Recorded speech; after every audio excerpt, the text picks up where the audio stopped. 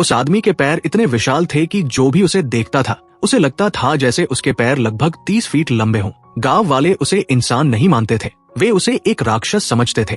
वे उसका मजाक उड़ाते थे और आखिरकार उसे गांव से बाहर निकाल देते हैं। लेकिन एक दिन उसके विशाल पैरों ने धरती के अंदर होने वाली हलचल को महसूस किया। उसे पता चल गया कि एक बहुत बड़ा भूकंप आने वाला है। वो अपना सारा काम छोड़कर पूरी ताकत से गांव की तरफ दौड़ पड़ा। गांव पहुंचते ही उसने जोर से चिल्लाकर कहा, सब लोग अभी इसी वक्त गांव छोड़ दो, एक बहुत बड़ा भूकंप आने वाला है। लेकिन किसी ने उसकी बात पर विश्वास नहीं किया। गांव वालों को लगा कि वो पागल हो गया है। हालांकि उसी गांव में चियाओ नाम की एक छोटी लड़की रहती थी। वो ली की एकमात्र दोस्त थी और ली किसी भी हालत में उसे मरने के लिए वहां नहीं छोड़ सकता था। गांव वाले हाथों में डंडे लेकर ली को घेरने लगे और धीरे धीरे उसकी तरफ बढ़ने लगे। डर के कारण ली तुरंत एक घर में घुस गया, वहां से छोटी लड़की को उठाया और उसे लेकर गांव से बाहर भाग गया। जब बाकी लोगों ने उसे लड़की को लेकर भागते हुए देखा तो सभी गांव वाले उसके पीछे दौड़ पड़े। ली लगातार दौड़ता रहा और आखिरकार गांव से बहुत दूर एक खुले मैदान तक पहुंच गया। लेकिन गांव वालों ने पूरी स्थिति को गलत समझ लिया।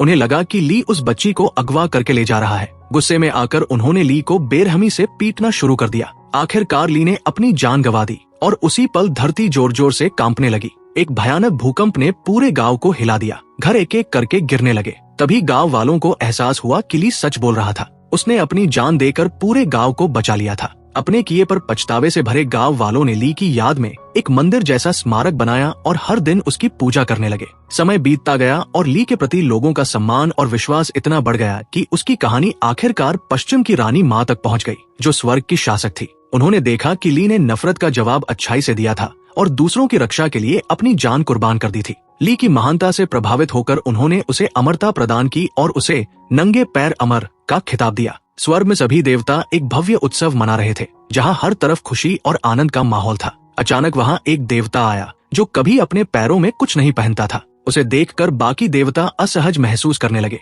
क्योंकि उन्हें लगा कि उसका रूप इस उत्सव का माहौल खराब कर देगा। लेकिन स्वर्ग की रानी ने दूसरों की तरह उसे नहीं आका। उन्होंने उसका गर्मजोशी से स्वागत किया और उसे ली नाम से बुलाया। जब सभी मेहमान आ चुके तो रानी ने सबके लिए लिखी हुई एक कविता पढ़ना शुरू किया। लेकिन तभी अचानक एक शक्तिशाली दानव ने उत्सव पर हमला कर दिया और पूरे शांत माहौल को तबाह कर दिया। सभी देवता तुरंत रानी की रक्षा करने के लिए आगे आए, लेकिन जल्द ही उन्हें एहसास हुआ कि उनकी शक्तियां इस दानव के सामने बेकार थी। असल में ये दानव इसलिए आया था ताकि वह साबित कर सके कि उसके पास सबसे ज्यादा ताकत है और वह स्वर्ग में रहने के योग्य है। हालांकि इससे पहले कि कोई कुछ कर पाता, ली ने सीधे दानव पर हमला कर दिया। उसने अपने हथियार रुएर से दानव के चेहरे पर जोरदार वार किया और उसे तुरंत जमीन पर गिरा दिया। ये देखकर रानी ने खुलासा किया कि पूरा हमला असल में उनके द्वारा बनाया गया एक परीक्षण था। वो ये पता लगाना चाहती थी कि मुश्किल परिस्थिति में कौन अपनी ताकत और बुद्धिमानी दोनों का इस्तेमाल कर सकता है। रानी ने ली की प्रशंसा की, क्योंकि जब बाकी सभी घबरा गए थे तब ली शांत रहा,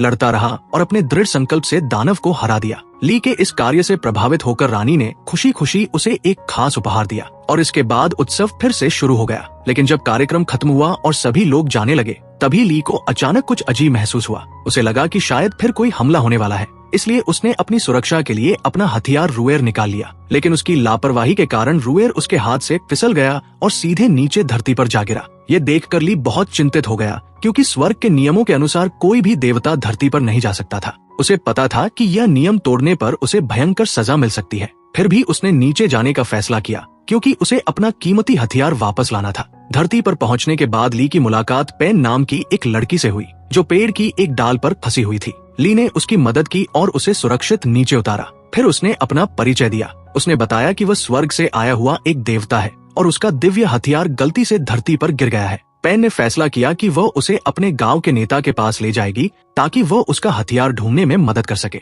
लेकिन जैसे ही वे गांव पहुंचे, अचानक दानवों के एक समूह ने हमला कर दिया। वे गांव के सबसे कीमती खजाने को चुराना चाहते थे। ये खजाना वास्तव में एक रहस्यमयी जादुई वस्तु थी। बिना किसी डर के लिए आगे बढ़ा और अपनी पूरी ताकत से सभी दानवों से लड़ने लगा। उसने एक खतरनाक मकड़ी दानव को उसी के जाल में फंसाकर हरा दिया। इसके बाद उसका सामना एक और बेहद शक्तिशाली दानव से हुआ, जिसकी भयानक बदबू इतनी खतरनाक थी कि मजबूत योद्धा भी उसके सामने बेहोश हो सकते थे। लेकिन ली ने अपनी शक्ति से उसे भी हरा दिया। ली की अद्भुत ताकत देखने के बाद गांव वालों ने उसका सम्मान किया और गांव के नेता ने उसके सम्मान में एक खास उत्सव आयोजित किया। दावत के दौरान ली ने उनके खजाने के बारे में पूछा। तब नेता ने बताया कि कुछ महीने पहले आसमान से एक सुनहरी रोशनी सीधे एक पहाड़ पर गिरी थी। उस रहस्यमयी घटना के बाद पूरे गांव में शांति फैल गई और सभी लोगों ने मिलकर उस वस्तु की रक्षा करने का फैसला किया। वो खजाना पहाड़ के ऊपर एक गुफा में छिपा हुआ था, जहां गांव वालों ने कई खतरनाक जाल लगाए थे ताकि कोई भी दानव उसे चुरा न सके। ये सुनकर ली तुरंत समझ गया कि जिस खजाने की वे रक्षा कर रहे हैं वो असल में उसका दिव्य हथियार रुएर ही है। उसने नेता से कहा कि वो वस्तु उसकी है और वो सिर्फ उसे वापस लेने के लिए धरती पर आया है। ये सुनकर सभी लोग हैरान रह गए, लेकिन नेता ने शांत होकर कहा, भाई अगर ये सच में तुम्हारी चीज है तो तुम्हें ये वापस मिल जाएगी। लेकिन असली सच्चाई कुछ और ही थी। नेता का खजाना वापस करने का कोई इरादा नहीं था। उसने अचानक ली को पकड़ लिया और उसे जंजीरों से बांध दिया। ली ने भागने की कोशिश की, लेकिन गांव वालों ने उसे एक खास प्रकार की शराब पिला दी जो देवताओं और दानवों दोनों की शक्तियों को कमजोर कर देती थी। इसके बाद गांव वालों ने एक रस्म तैयार की जिसमें बिजली बुलाकर ली के खिलाफ इस्तेमाल किया जाना था। लेकिन तभी अचानक आसमान से आग गिरने लगी, जिससे गांव के कई घरों में आग लग गई। सभी लोग तुरंत आग बुझाने के लिए भागे। इस मौके का फायदा उठाकर पेन चुपके से ली के पास आई और उसने कहा कि अगर वो उसके गांव को दानवों से बचाएगा तो वो उसका खोया हुआ खजाना ढूंढने में उसकी मदद करेगी। ली तुरंत तैयार हो गया और पेन ने उसकी जंजीरें खोल दी। आजाद होने के बाद दोनों पहाड़ की तरफ निकल पड़े जहां रुएर छिपा हुआ था।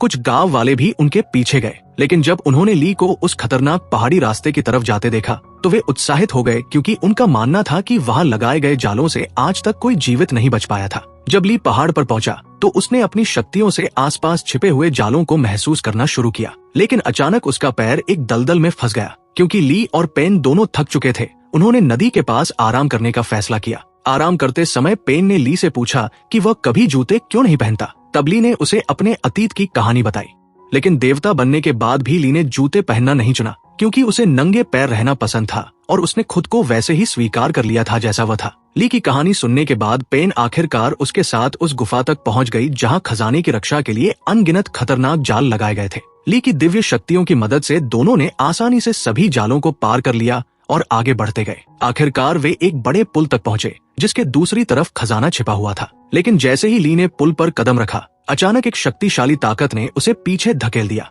ली तुरंत समझ गया कि ये पुल चारों तरफ लगे जादुई घंटियों से सुरक्षित था और उनकी शक्ति के कारण कोई भी देवता या दानव इसे पार नहीं कर सकता था। ली को आगे बढ़ने में असमर्थ देखकर पेन ने खुद जोखिम उठाने का फैसला किया। वो उस खतरनाक पुल पर चली गई और धीरे धीरे एक एक करके सभी जादुई घंटियों को हटाने लगी ताकि वे आगे बढ़ सके। लेकिन ऐसा करते समय अचानक उसका पैर फिसल गया और वो पुल से नीचे गिरने वाली थी। खतरे के बावजूद पेन ने हिम्मत नहीं छोड़ी और किसी तरह वापस ऊपर चढ़ने में सफल हो गई। पेन ने जब रास्ता साफ कर दिया तो ली आखिरकार बिना किसी परेशानी के पुल पार कर गया। इसके बाद दोनों गुफा के और अंदर जाने लगे। जल्द ही उन्हें एक रहस्यमयी वस्तु दिखाई दी जो तेज सुनहरी रोशनी से चमक रही थी। उस रोशनी को देखकर ली को पूरा विश्वास हो गया कि आखिरकार उसे अपना खोया हुआ हथियार रुएर मिल गया है। लेकिन जैसे ही वो सुनहरी चमक गायब हुई, ली की खुशी अचानक उलझन में बदल गई, क्योंकि रुएर की जगह वहाँ एक सुनहरा अंडा था। उसी समय कई दानव वहाँ दिखाई दिए, क्योंकि वे भी ली के हथियार की तलाश कर रहे थे। चूंकि वो अंडा ली के किसी काम का नहीं था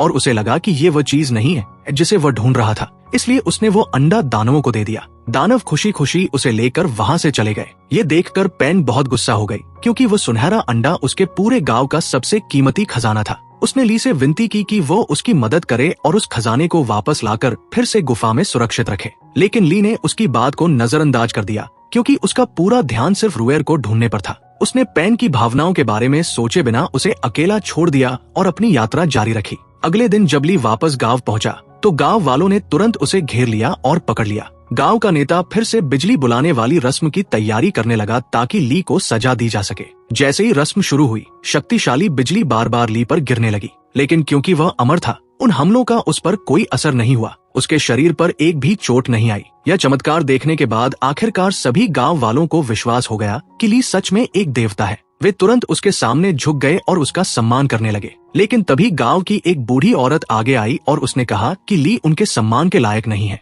क्योंकि उसने पेन को अकेले छोड़ दिया था और उसे दानवों से लड़ने के लिए अकेला छोड़ दिया था। यह सब सिर्फ इसलिए हुआ क्योंकि ली को अपने हथियार को वापस पाने की ज्यादा चिंता थी। ये सुनकर ली को आखिरकार अपनी गलती का एहसास हुआ। उसे समझ आया कि पेन अकेले पहाड़ पर रुकी रही और उसने अपनी जान जोखिम में डाल दी, सिर्फ इसलिए ताकि वो गांव के खजाने को वापस ला सके। वहीं दूसरी तरफ जिन दानवों ने सुनहरा अंडा लिया था, वे भी उलझन में थे, क्योंकि उन्हें पता नहीं था कि उसके अंदर क्या छिपा हुआ है। काफी सोच विचार के बाद उन्होंने एक मुर्गी दानव को आदेश दिया कि वो उस अंडे पर बैठे ताकि उसके अंदर जो भी है वो बाहर आ सके। उसी समय पेन ने बिल्ली दानव का रूप धारण किया और चुपके से उनके ठिकाने में प्रवेश कर गई। अपनी बुद्धिमानी का इस्तेमाल करके उसने दानवों को धोखा दिया और सफलतापूर्वक सुनहरा अंडा वापस ले लिया। लेकिन भागते समय दानवों को पता चल गया कि पेन कोई दानव नहीं बल्कि एक इंसान है। उन्होंने तुरंत उसे घेर लिया और उनका खजाना चुराने के लिए उसे मारने की तैयारी करने लगे। जब पेन की जान जाने वाली थी तभी सही समय पर ली वहां पहुंच गया। उसने अपनी पूरी ताकत से दानवों पर हमला किया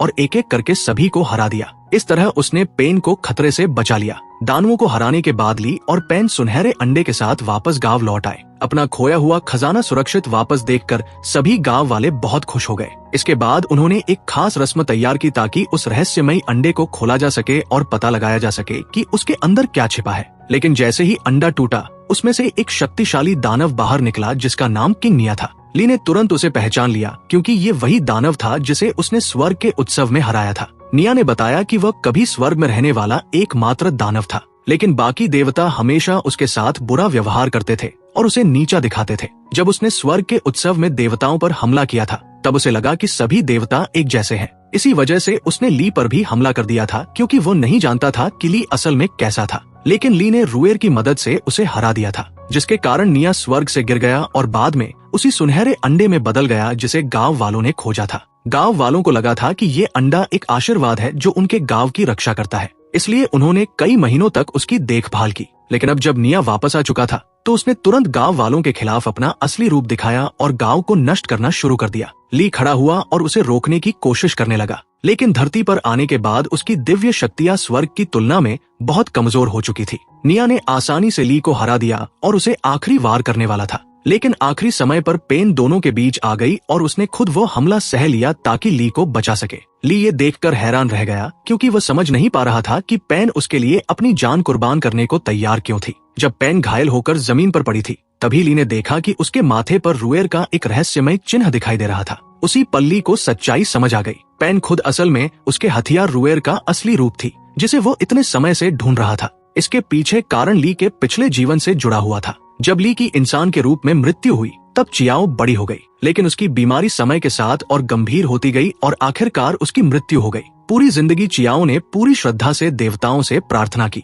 उसकी दयालुता और विश्वास से प्रभावित होकर स्वर्ग की रानी उसके सामने प्रकट हुई और पूछा कि वह अपने अगले जन्म में क्या बनना चाहती है। चियाओ ने सिर्फ इतना कहा कि उसे फर्क नहीं पड़ता कि वो किस रूप में जन्म ले, बस वो हमेशा ली के साथ रहना चाहती है। लेकिन उस समय ली पहले ही एक देवता बन चुका था, इसलिए रानी ने चियाओ को ली के सबसे शक्तिशाली दिव्य हथियार रुएर में बदल दिया ताकि वे एक नए रूप में फिर से मिल सके। आखिरकार पेन वापस रुएर में बदल गई और ली को वो शक्ति मिल गई जिसकी उसे निया से लड़ने के लिए जरूरत थी। ली और निया के बीच एक भयंकर युद्ध शुरू हुआ। कड़ी लड़ाई के बाद ली ने रुएर की शक्ति का इस्तेमाल किया और आखिरकार निया को हरा दिया। युद्ध खत्म होने के कुछ समय बाद स्वर्ग की रानी बाकी देवताओं के साथ वहां पहुंची। क्योंकि ली ने नियम तोड़कर बिना अनुमति धरती पर कदम रखा था, इसलिए रानी उसे सजा देने के लिए तैयार थी। ली ने अपनी गलती स्वीकार कर ली और जो भी सजा मिलेगी उसे स्वीकार करने के लिए तैयार हो गया। लेकिन तभी सभी गांव वाले आगे आए और रानी के सामने झुक गए।